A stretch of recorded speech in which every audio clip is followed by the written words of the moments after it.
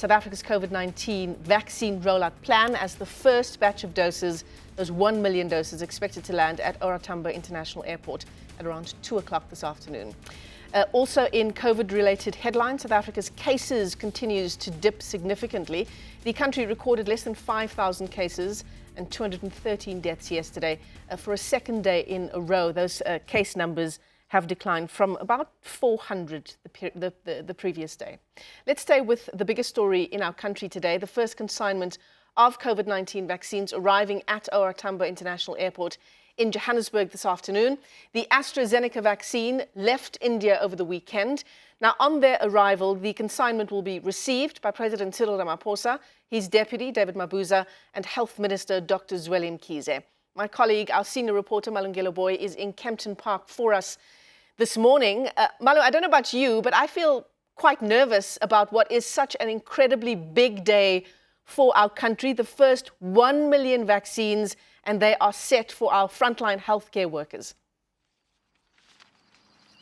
That's right, Michelle. In fact, a lot of people could actually define what we'll be seeing unfolding in front of our eyes this afternoon as a defining moment for the country as we fight the coronavirus. As you rightfully said, we're expecting those 1 million doses of that vaccine.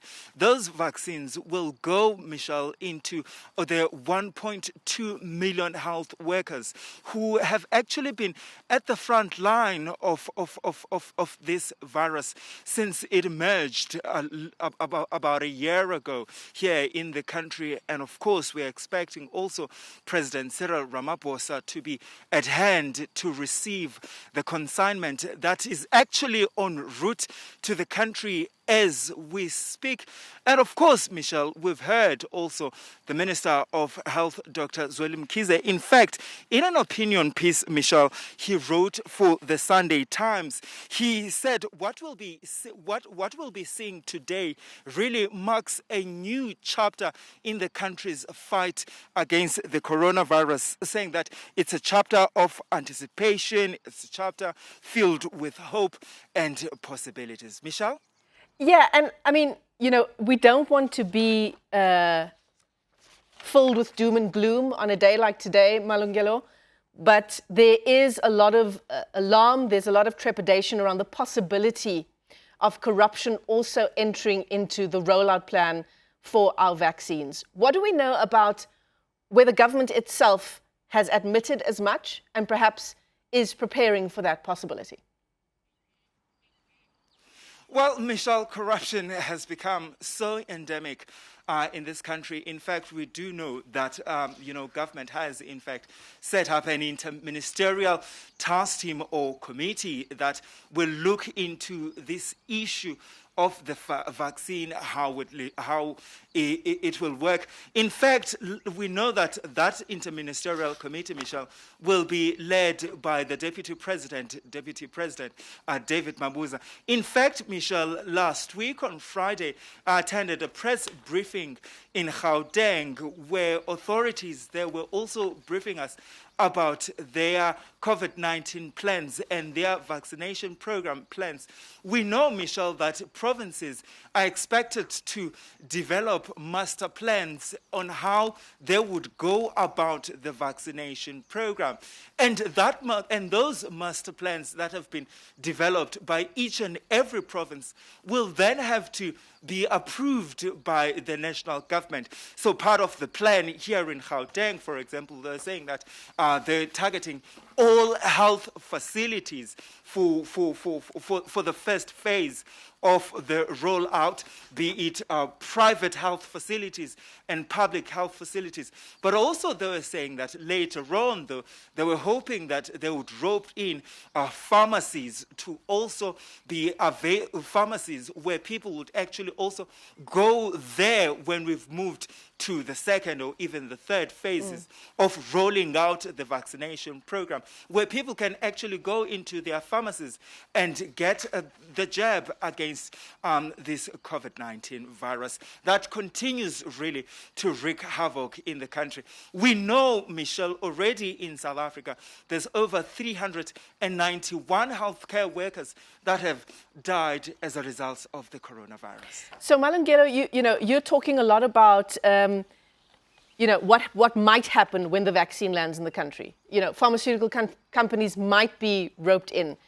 We've heard reports about that over the past few weeks. Still no clear detail on exactly how that will happen. Even for your crossing to us this morning, you are some way away from the airport itself. Only the public broadcaster has been allowed or will be allowed to film the actual arrival on the tarmac of the COVID-19 vaccine today.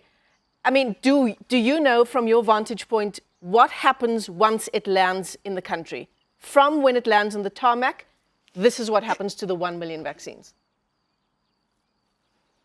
I must say, Michelle, I'm actually quite jealous that won't be inside the airport to actually watch the moment for myself. And so this is what we know, Michelle.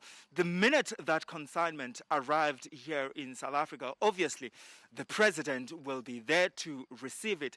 And thereon, it will actually be taken away. We're not sure where exactly it will be taken to, but we have been told that it will be taken away for where a technical assessment of those vaccines will actually be done. They will check also how many of those doses or that have been damaged, and also whether are they really safe for us to use. And I've been made aware that some of the health experts will also be actually looking into that. But this is also what we know, Michelle. I mean, studies have shown that this vaccine that we'll be receiving in South Africa, it's actually called COVID Shield.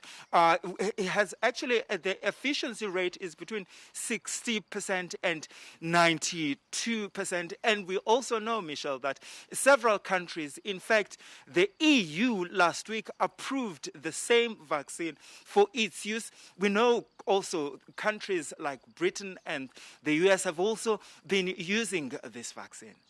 Right. Thanks very much for that, Malungelo Boy. A lot of important facts there as things we can confirm for you this morning as we prepare for the first 1 million doses to arrive at OR Tambo International Airport. Senior reporter Malungelo Boy is tracking that story quite closely for you. And of course, the Health Minister, Dr. Zweli Mkhize, will be joining us here on the show at 7 o'clock this morning, where we'll continue to ask him those big questions.